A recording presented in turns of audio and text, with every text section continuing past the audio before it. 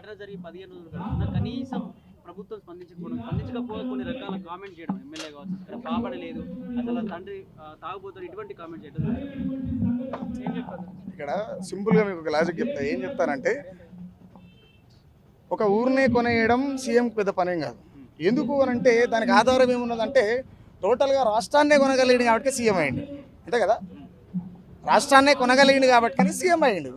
దాంట్లో భాగంగా వాళ్ళ నోర్లు కొంచెం తడై ఇంకోలాగా మాట్లాడడం పెద్ద విచిత్రం ఏం కాదు.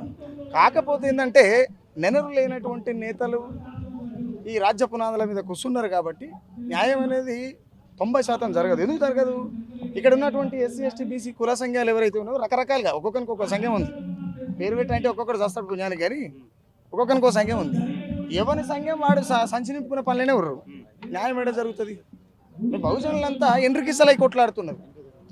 ఒక ఆయన సభకు పోతే ఇంకో ఆయన రాడు, ఇంకో ఆయన సభకు పోతే ఇంకొక ఆయన రాడు. ఫస్ట్ ఆఫ్ ఆల్ వీళ్ళు ఐక్యత లేదు. అనగారిన కులాలు అంటే మేమంతా సంఘాలు పెట్టుకొని అఫీషియల్ బెగ్గింగ్ చేస్తామనేటువంటి స్టైల్లో వాళ్ళు బతుకుతున్నారు.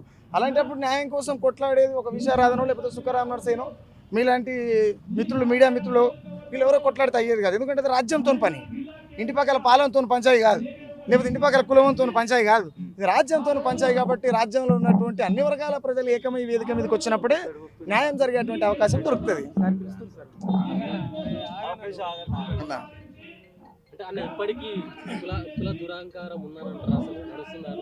కులం లేకుండా భారతదేశం ఎప్పుడు లేదు భయ్యా. లేదనేది చాలా పెద్ద బూటకం. నేనేమంటున్నానంటే, నేను చాలాసార్లు అన్నా, ఇది భారతదేశంలో పుట్టుడునే చేసిన తప్ప మనిషిని మనిషిగా చూడని మతాలదేమున్నది గొప్ప. ఒక జంతువు కాళ్ళు మొక్తారు, గోవుని రక్షించమంటారు, స్త్రీని శిక్షించమంటారు. అసలు రాజ్యంలో బతున్నాం మనం. ఇక్కడ విషయం ఏంది? నేను జంతువు అయ్యి జన్మించిన ఈ జగమే నా కాళ్ళు మొక్కును, నేను బండరాయినై పుట్టిన భగవంతుడా అని పూజిద్దురు. భారతదేశంలో మనువాదం అంతులేని కులగజ్జిమయం. సగటు తల్లి జీవిస్తున్నటువంటి సందర్భాన్ని, శరీరాన్ని అమ్ముకునేటువంటి భారతదేశంలో మనం పుట్టినాం. సిగ్గుతో తలదించుకోవాలి మనం ప్రజాస్వామ్యవాదులుగా.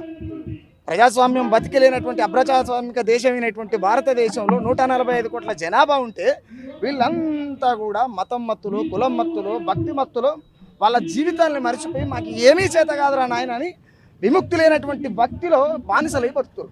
అక్కడి నుంచి రియలైజ్ అయితే తప్ప ఇలాంటివి జరగకుండా ఉంటాయి.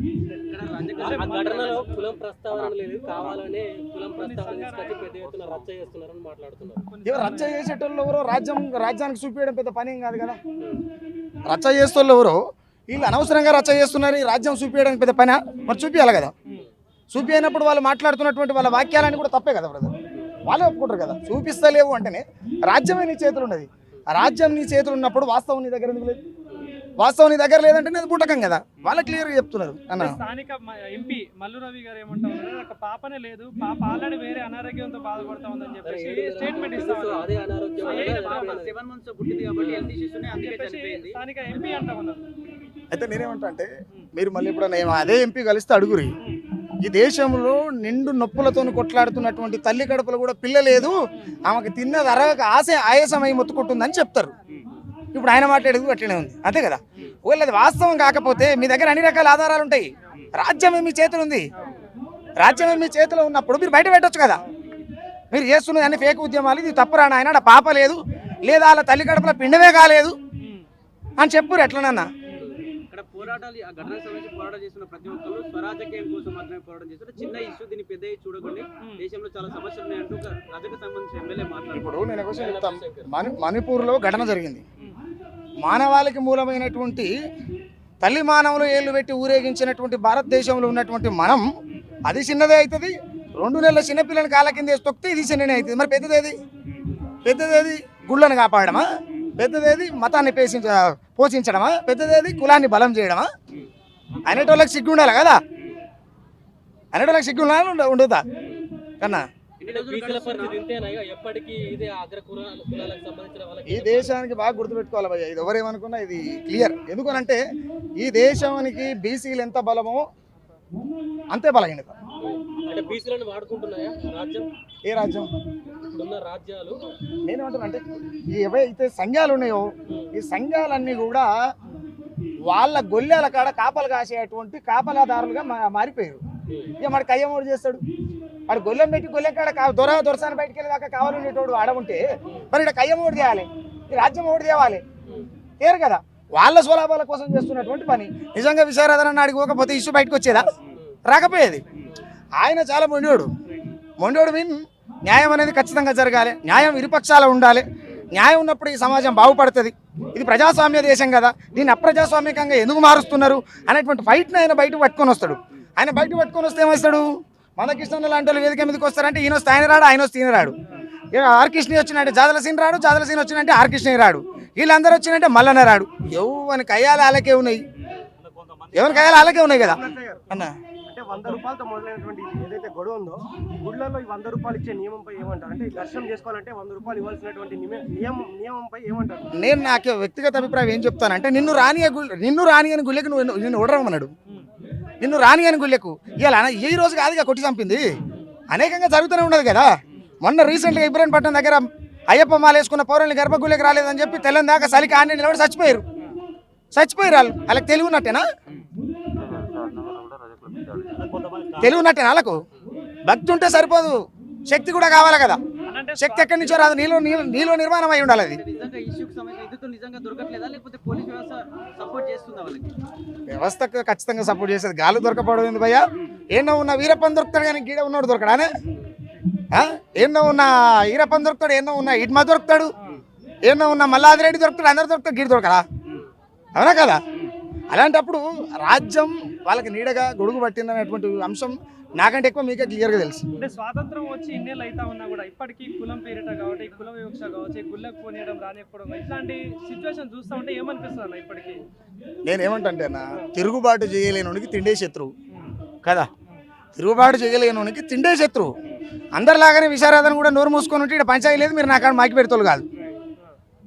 మీకు కూడా ఎంతో కొంత తలుపాలు తాగిన కొడుకు ఎవరికైనా ఎంతో కొంత చలనం ఉంటుందిగా. ఆ చలనం మీలో ప్రవహిస్తున్నది కాబట్టి నీడి దాకా వచ్చి మాట్లాడగలుగుతారు, ఇడి దాకా వచ్చి మైకులు పెట్టగలుగుతారు. నేనైనా, నువ్వైనా, విశారదన అయినా, ఇంకెవరైనా. కాబట్టి నేనేమంటున్నా అంటే, మనం తిరగబడనంత కాలం తిరగబడడం అంటే ఏం తుపాకులు పట్టుకోవడమా, పంచాలు చేయడమా? ఏ లా అయితే ఉన్నదో, ఏ చట్టం అవుతుందో, ఏ రాజ్యాంగం అవుతుందో అల్ల ఉన్నటువంటి ఆర్టికల్స్ ప్రకారం మనం పనిచేయాల్సి ఉంటుంది. కాబట్టి రాజ్యాంగాన్ని బేస్ చేసుకోవాల్సినటువంటి ఉద్యమాలు ఖచ్చితంగా చేయాలి. మనం రాజ్యాంగంలో హక్కులు కల్పించినప్పటికీ కూడా మనం అక్కరలేదన్నట్టు కూర్చుంటే ఇదే జరుగుతుంది. ఇలా ఇడికే అవుతుంది. రేపు ఇది అనుకోకుండా జరిగిందా, అనుకోని జరిగిందా, ఏదేమైనప్పటికీ ఆధారాలు బయటకు వచ్చిన సందర్భంలో రేపు ఇది క్లియర్గా రోజు జరిగేటువంటి అంశాలు ఇవి. నాకు తెలిసి ఇది ఫస్ట్ మెట్ అనుకుంటా ఈ సందర్భంలో. గత 3 ఏళ్ళు, ఇంకొక 5 ఏళ్ళు, 8 ఏళ్ళు దాటేలోపు ఇది ఆనవాయితీగా వస్తుంది. ఇది ఆనవాయితీగా రాబోతున్నది. ఆడపిల్ల నడి రోడ్డు మీద తిరిగితే అర్ధనగ్నంగా ఊరేగించేటువంటి సమాజాన్ని మనం తొందరలో చూడబోతున్నాం. ఇది గుర్తుపెట్టుకోరు. నేనేమంటానంటే, ఈ దేశం కులం అనేటువంటి గజ్జి తలిగినది ఏది కూడా ముందర వల్లే. నేను అందుకే ఏమంటున్నా, తక్కువ కులం అంటివా దోసుక తింటున్న దొర, నీ ఎక్కువ ఏమిటి బంగ్లా మీది బడా దొర. బండి సత్తాను ఒక టైంలో ఈ పాట రాసిండు. ఇట్లా మాట్లాడుకుంటూ పోతే అనేక పాటలు. నేను ముఖ్యంగా ఏమంటా అంటే, ఈ దళిత బహుజనులు ఎవరైతే ఉన్నారో వాళ్ళు ఏకంగా అనంత కాలం ఈ వ్యవస్థలు అవస్థలు ఇట్లనే ఉంటాయి. అవస్థలతో కూడుకున్నటువంటి భారతదేశ వ్యవస్థలో మనం సంసారం చేస్తున్నాం అంటేనే మనం బతుకున్నామా, లేకపోతే బతుకున్న శివాలమా, ఏం చేస్తున్నాం అనేటువంటి ఓవనికాడు ప్రశ్న వేసుకోవాల్సింది ఖచ్చితంగా.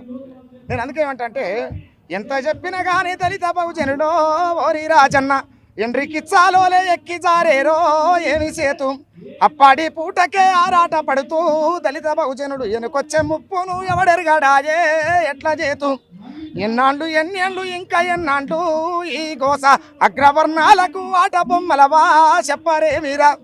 ప్రతి ఒక్కరి ప్రశ్న వేసుకోవాల్సినటువంటి అవసరం ఉన్నది.